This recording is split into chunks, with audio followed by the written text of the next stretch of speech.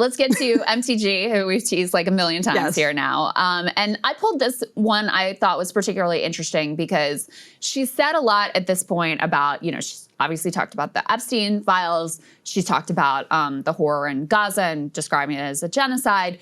She's talked about healthcare in the context of the shutdown and insurance premiums going up and that market being broken. But this was the first time that I'd seen her create any daylight between herself and the Trump administration with regard to their immigration policy. And I found that to be really noteworthy. Let's go ahead and take a listen to a little bit of Marjorie Taylor Greene with Tim Dillon. As a conservative and as a business owner in the construction industry and as a realist, I can say we have to do something about labor, and that needs to be a smarter plan than just rounding up every single person and deporting them just like that. Right. So, and I'm going to get pushback on that, but I'm just living in reality from here on out. Yeah. And if anybody's mad at me for saying the truth, then I'm sorry. I'm curious, Emily, what you made of her comments, because I know we both watched the whole thing. And she said, look, we have to live in reality. The truth of the matter is that over decades, our workforce has been built around this, like, these are my words, not hers, but this like exploitable, undocumented population. And you can't just flip a switch and expect this all to like work out. And she also expressed, like Tim Dillon was talking about, this is horrible to see.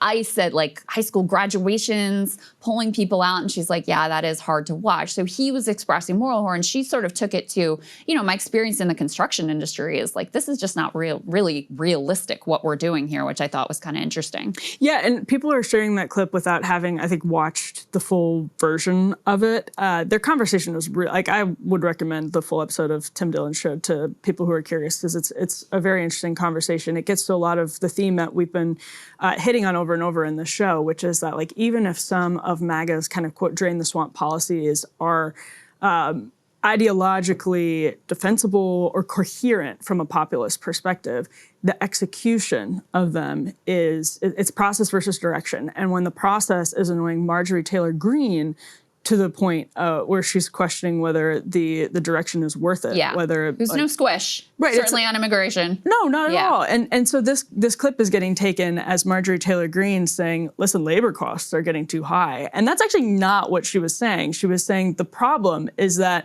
right now there has been no off-ramp. She uses the phrase off-ramp very specifically. Another reason I think she listens to our show, because we use that phrase all of the time, that like, that's true. If you don't have an off-ramp here, then the policy end goal, I mean, when you think about millions of new people entering the labor force in 3 years, I think the neolibs are insane to act as though that had zero influence on wages, especially at like the bottom, particularly, maybe exclusively at the bottom wage tier. Like, I think that's just obvious that it probably did. Although in fairness, actually during the Biden administration, the lowest wage tier was the group of people who were seeing their wages increase the most towards the end of the Biden administration, that were outpacing inflation. That has now reversed in the Trump administration. And I would argue probably a lot of that was from Biden subsidies.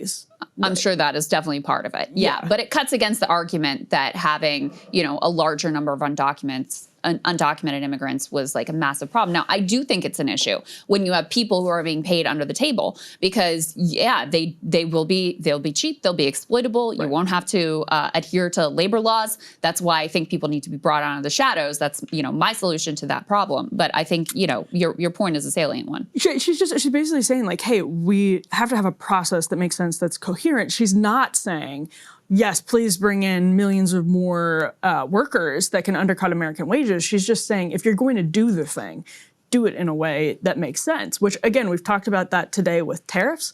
We've talked about that today with China policy. It's obviously, and we've talked about that with Doge. It's the recurring theme is that, like, even if you are an ideological conservative, the process, the haphazard process over the first 10 months of the second Trump administration is even wearing on Marjorie Taylor Greene, who is not, she says this very clear. She's like, she has not wavered one bit on these policy ends. It's the means that she's questioning in this kind of grand cost-benefit analysis of whether the cost of this haphazard process is worth the benefit of the end that she hasn't wavered from ideologically.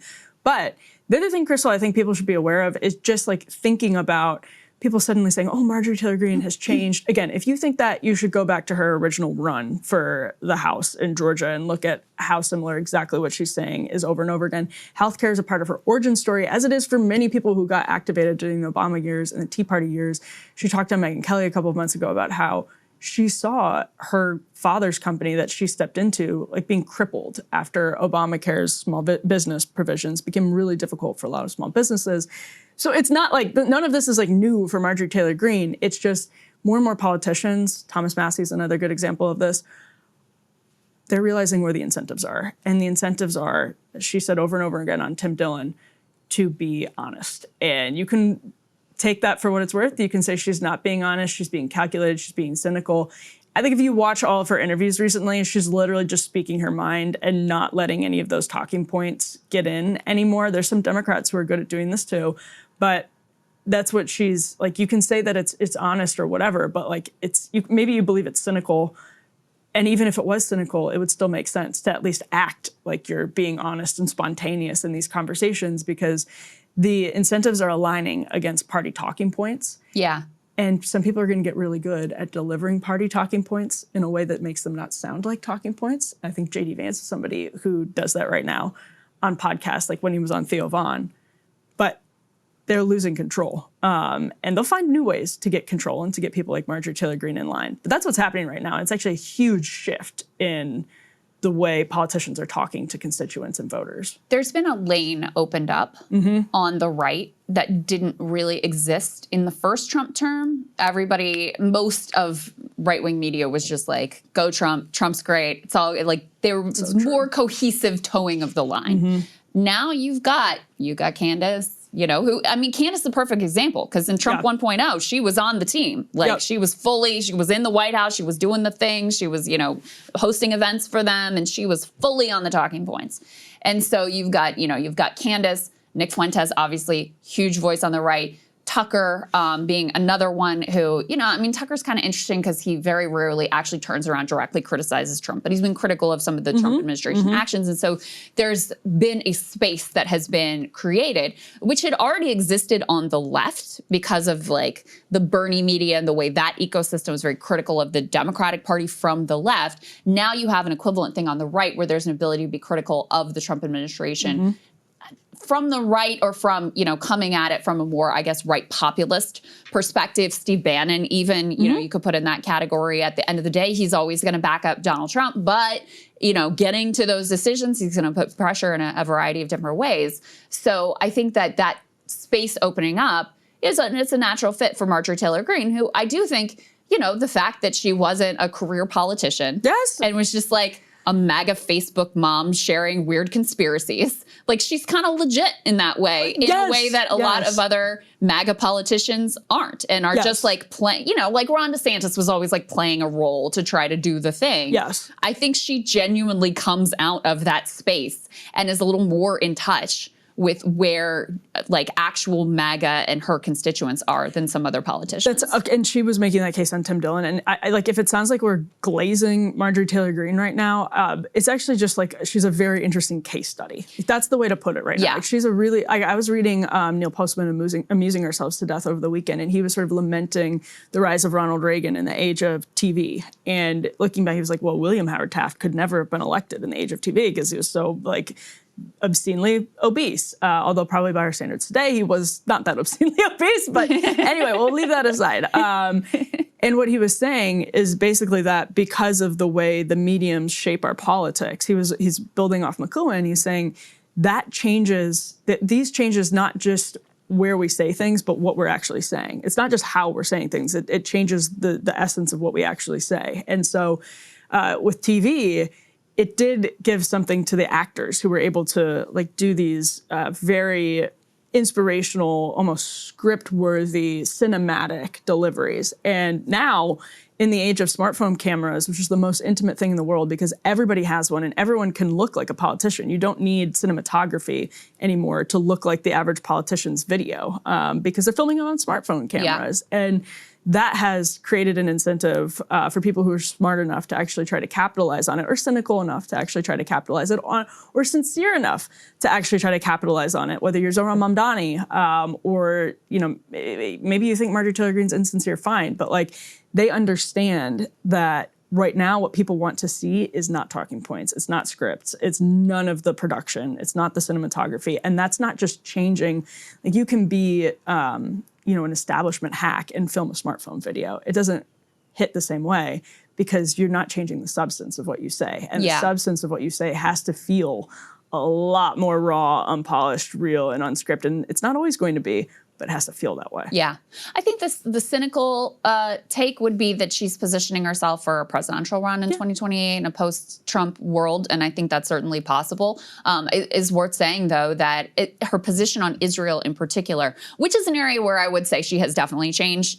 She was voting lockstep on all the Israel and condemn anti-Semitism and censure Rashida Tlaib or what. She was doing all that stuff up until very recently. And look, a lot of people have changed their position on Israel over the past. Again, that would be reflective of some of the Republican MAGA base that she would be in touch with. But in any case, the point I want to make, in terms of her immediate political prospects, she creates a risk and a danger for herself with those positions because, she runs in a very red district. She only has to worry about challenges from her right.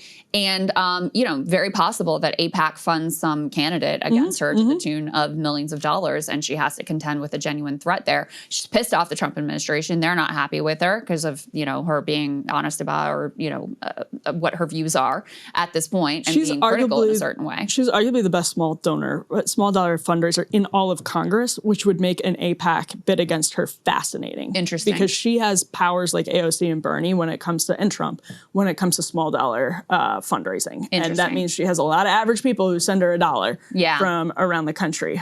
So that would make it pretty amusing to watch AIPAC try to take her down. And maybe they could do it. But yeah, in a primary, I don't know. Maybe Randy Fine moves to the district. Oh God, that would be an earthquake. Him moving into the district. Crystal, what? Crystal, it's too much time with Lyle. You're spending too much time with Lyle. Do not dox.